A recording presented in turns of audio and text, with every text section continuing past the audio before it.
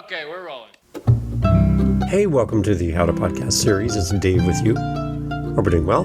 I'm doing a little mini series here on professionals in podcasting, how a professional like you could really benefit from having a podcast. And today I want to talk to my real estate buddies, real estate agents, anybody that does anything in the real estate industry. You need a podcast. I really, really think you do. I am a real estate person. I have bought some properties through my favorite real estate agent, Carol, and I love the interactions. I love the knowledge that my real estate agent has. I love her personality. She's funny. She just gets me and my wife, Jen, when we go out and look at property. I just love working with somebody who knows what they do and does it well. Like, she's just amazing. Like, we've been with her for years and years and years. And when I see her approach to how she works with her clients, I'm thinking, oh, Carol, you need a podcast. See, now I'm biased because I think everybody needs a podcast, which is not always true. I get that. But I see for real estate agents, this could be way more effective than your picture on a bus bench that people drive by every day and go, oh yeah, there's the picture on the bus bench.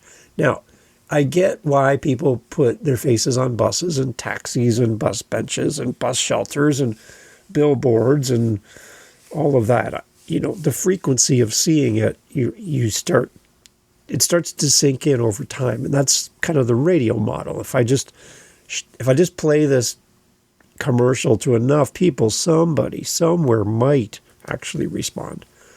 And I get it. That makes sense from an advertising perspective. But what if you could have time with your audience where you become a welcome guest into their routine and you can give them something way more valuable than your picture on a bus bench? That's what I want to talk about here. You can kind of hear my bias already, but real estate agents, I think you need a podcast.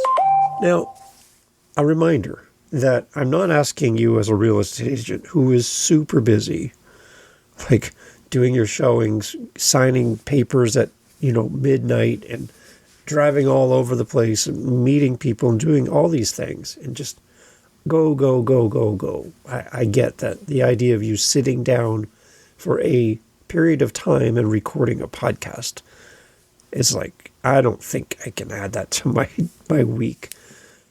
And now I'm not asking you to do an ongoing podcast either, where you have weekly episodes or anything like that. I'm talking about a short run podcast series that you create once, put it out in the world, and then go back to your regular pattern of what you do. Why is this important? I think that a podcast for your real estate agency would be a super great way to build a relationship with people who are looking for people just like you. So here's a couple thoughts. So I'm coming to your community. I'm moving to your city where you are an agent. And I'm moving from somewhere far away. Okay.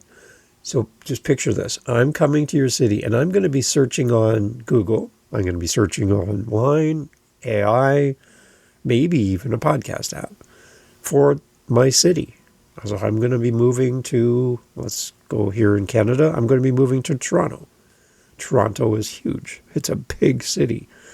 So I'm looking for a real estate agent. I'm looking for knowledge about the city and where should I even look and prices. And I want to make a connection with somebody who knows their stuff from Toronto.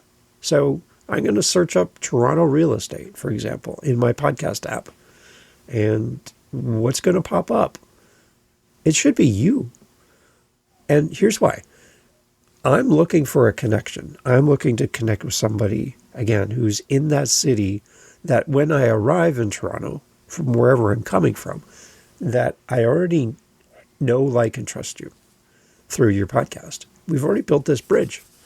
And even though I've never met you, I have heard you talk about the city. I've heard you break down all of the questions that I have so that when I arrive, You're the first person I reach out to. That's something that I can't see on a bus bench when I'm living on the other side of the country, coming and moving to your city. So when you talk about your marketing budget, and I get you want to reach your local community, that makes sense as a real estate agent. I also think there's an opportunity to reach people who don't even know about you yet. And I just think this would be great because this podcast, this short run podcast, if we do that, would live on your website. You could have QR codes that you have at your open houses when you're showing. It's something that could be on your business cards. It could be on your vehicle. It could be in all of your marketing. Just this quick QR code, I could snap it with my phone, and I'm off to your podcast. There's a few things I want you to think about that I think a podcast could do to serve you in a unique way beyond just, demographics and information about the city and pricing and all of that stuff. What about if we go a little bit deeper and a little different layer to your podcast as a real estate agent? Here's what I would be looking for as a listener from your show.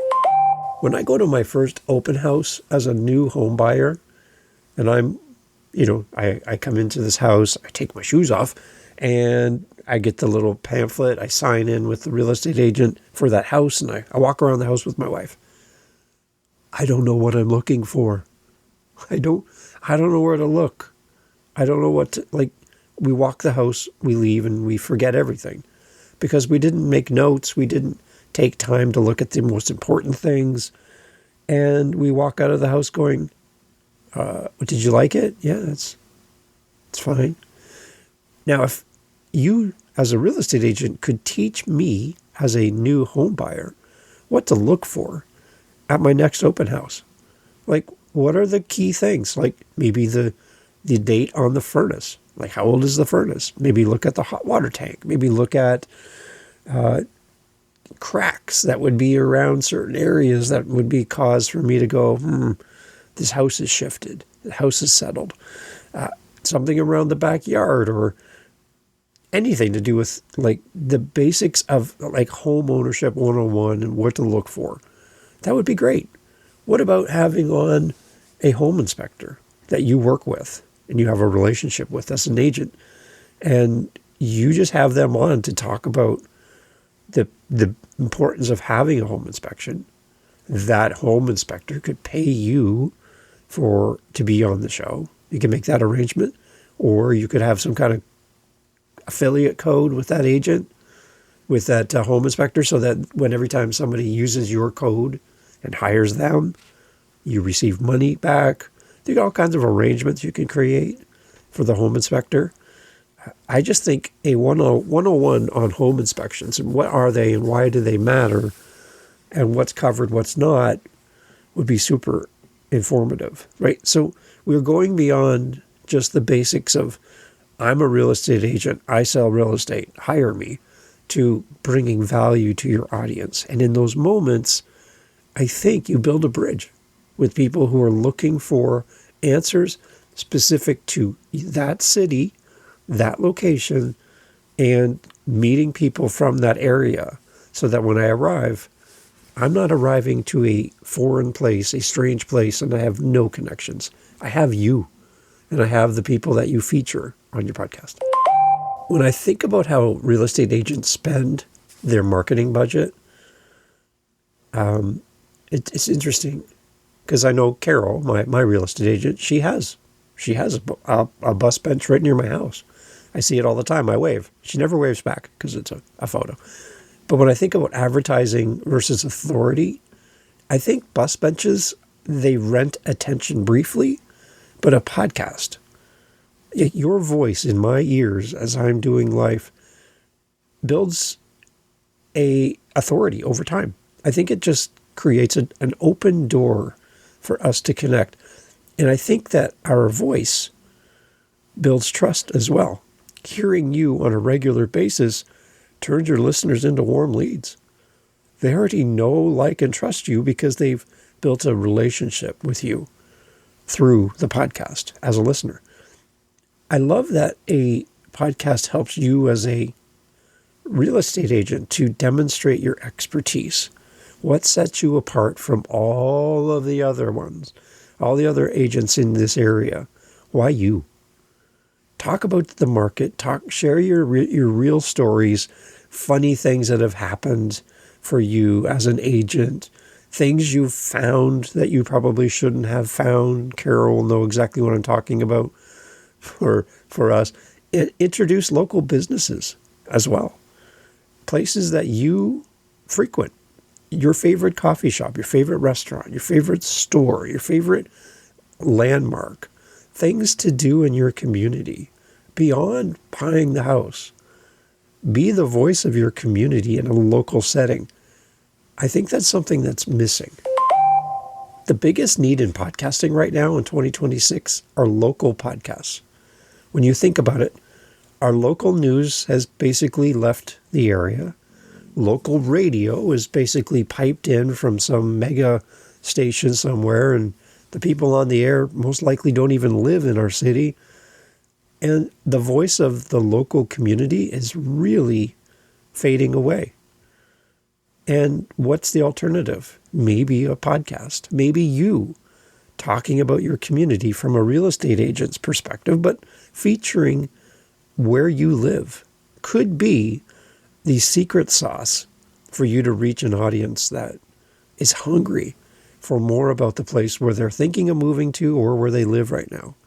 So leverage local. It is probably one of the most underrated, underutilized form of podcasting. When I talk to podcasters, they want to reach the world. But what if you could just reach your city? There's 150,000 people where I live. That's a pretty healthy audience size. Even if you had a tiny portion of that audience, that's still more clients than you'll ever be able to serve as an agent. So keep that in mind. A local podcast might be your podcast ninja move in 2026.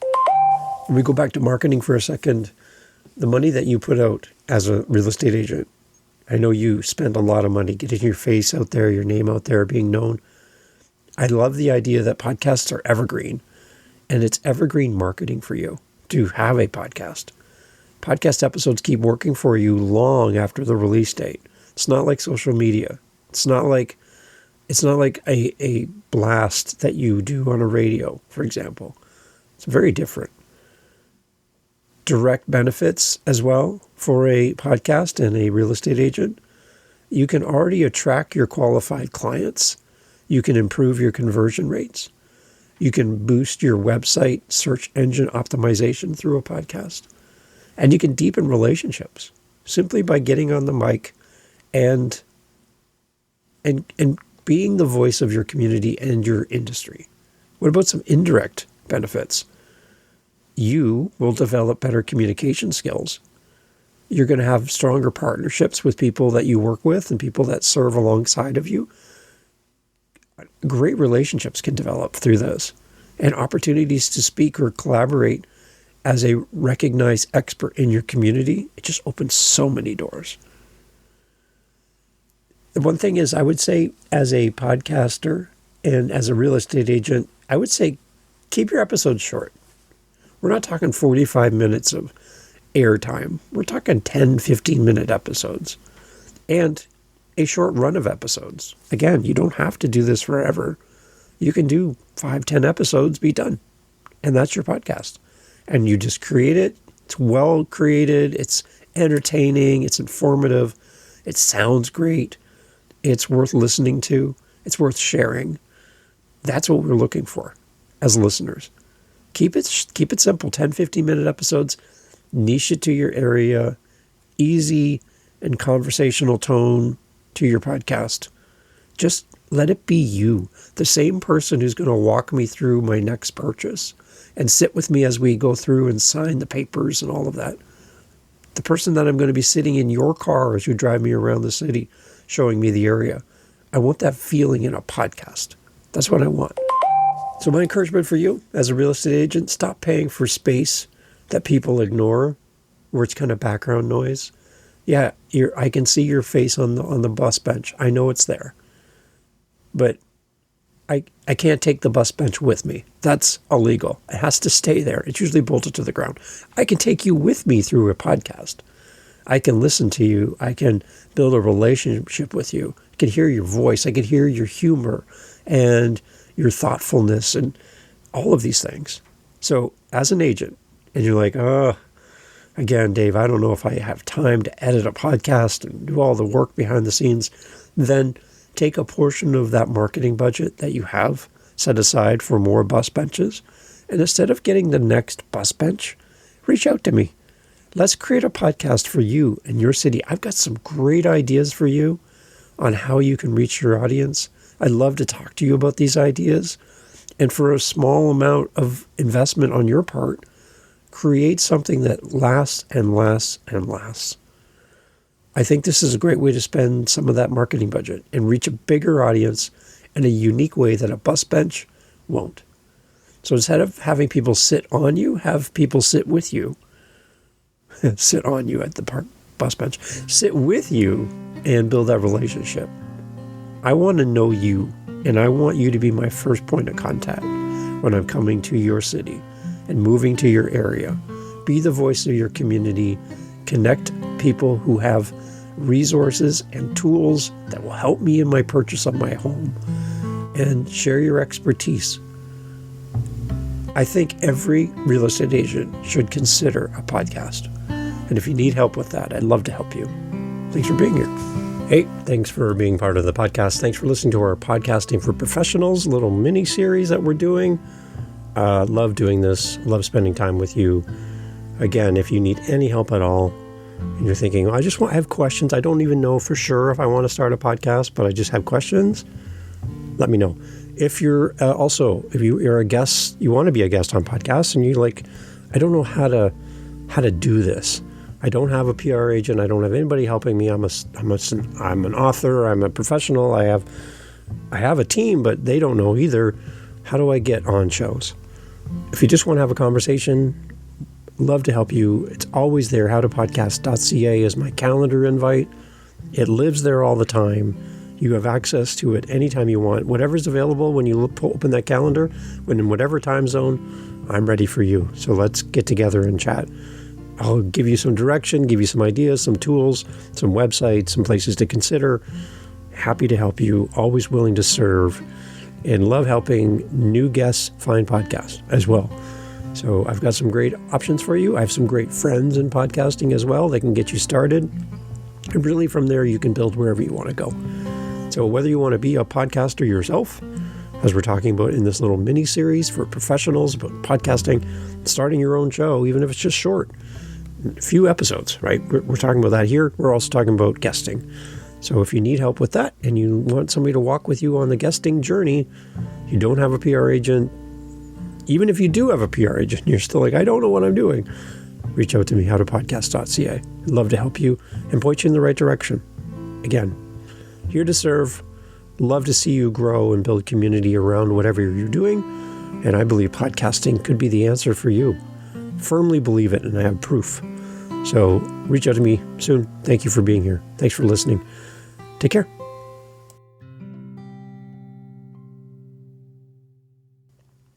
You're still here. Awesome. Great. I answer questions at the end of the podcast just to honor you for sticking around. Listening to the end of the episode is a great indicator to the app that you're listening on right now that this podcast is worth promoting. So you doing this, it's better than any review or any 5-star rating, which I do appreciate.